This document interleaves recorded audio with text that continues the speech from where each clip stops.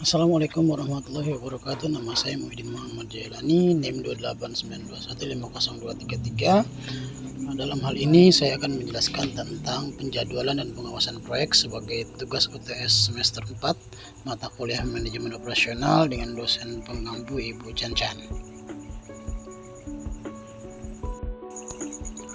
Adapun pengertian dari proyek yaitu diartikan sebagai sederetan aktivitas yang diarahkan pada suatu hasil di mana jangka waktu penyelesaiannya ditentukan dan menggunakan teknik PERT, di mana suatu metode yang bertujuan untuk sebanyak mungkin mengurangi adanya penundaan maupun gangguan produksi, serta mengkoordinasikan berbagai bagian suatu pekerjaan secara menyeluruh dan mempercepat selesainya proyek.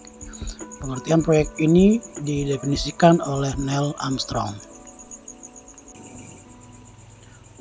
Sedangkan pengertian PERT atau Program Evaluation Review Teknik adalah alat manajemen proyek untuk melakukan suatu penjadwalan, mengatur dan mengkoordinasi bagian-bagian pekerjaan yang ada di dalam suatu proyek.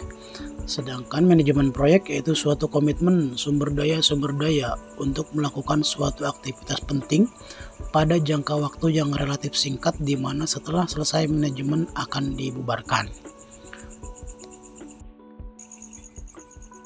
Dalam menjalankan sebuah manajemen proyek, tentunya tahapan manajemen proyek harus dilakukan antara lain yaitu planning atau perencanaan, di mana mencakup penetapan sasaran proyek yang dilakukan.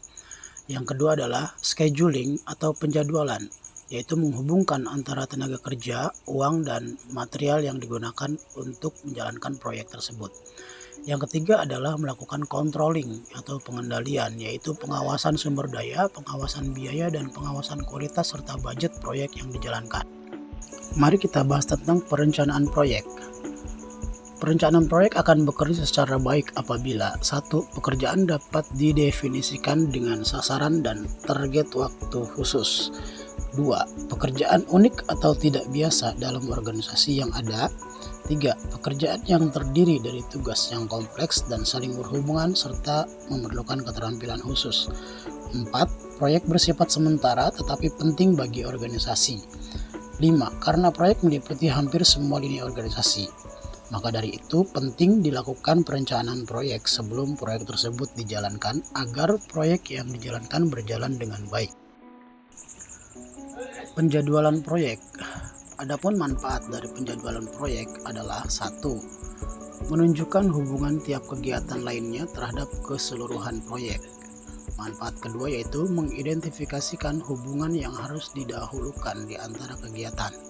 Manfaat yang ketiga yaitu dapat menunjukkan perkiraan biaya dan waktu realistis untuk tiap kegiatan proyek. Manfaat yang keempat yaitu dapat membantu menggunakan tenaga kerja, uang, dan sumber daya lainnya dengan cara kritis pada proyek. Demikian manfaat-manfaat dari dilakukannya penjadwalan proyek. Adapun faktor-faktor yang mempengaruhi penjadwalan proyek yaitu kebutuhan dan fungsi proyek, keterkaitan dengan proyek, alasan sosial, politis, dan lainnya, kondisi alam, lokasi, cuaca, musim, dan gejala alam, keterjangkauan lokasi proyek, ketersediaan dan keterkaitan sumber daya material, peralatan, dan perlengkapan lainnya, kapasitas atau daya tampung area kerja proyek. Yang terakhir adalah produktivitas sumber daya, peralatan, dan tenaga kerja. Berikut adalah faktor-faktor yang mempengaruhi penjadwalan proyek. Karena adanya beberapa faktor-faktor yang mempengaruhi perencanaan dalam membuat proyek, maka harus dilakukan pengendalian proyek, yaitu bagaimana melibatkan pengawasan ketat pada sumber daya, biaya, kualitas, dan budget. Pengendalian berarti penggunaan loop umpan balik untuk merevisi rencana proyek dan pengaturan sumber daya kemana diperlukan. Itulah pentingnya dilakukan pengendalian proyek oleh seorang supervisi atau project manager dalam sebuah proyek, sehingga proyek dapat berjalan dengan baik sesuai dengan rencana yang sudah ditentukan oleh semua tim yang ada. Ya, ini saya jelaskan tentang bagaimana langkah-langkah melakukan perencanaan dengan metode PERT. Langkah-langkah yang pertama yaitu mengidentifikasi activity dan titik tempuhnya.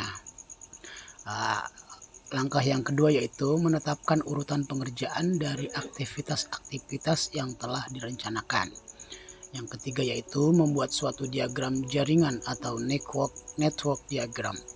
Yang keempat yaitu memperkirakan waktu yang dibutuhkan untuk setiap aktivitas proyek. Yang kelima yaitu menetapkan suatu jalur kritis atau critical path project. Yang keenam yaitu melakukan pembaharuan dengan diagram PERT. Demikian penjelasan singkat tentang perencanaan manajemen proyek dan pengendalian manajemen proyek. Demikian, terima kasih penjelasan dari saya. Wabillahi taufiq wal hidayah. Waridho wal inayah. Wassalamualaikum warahmatullahi wabarakatuh. Terima kasih.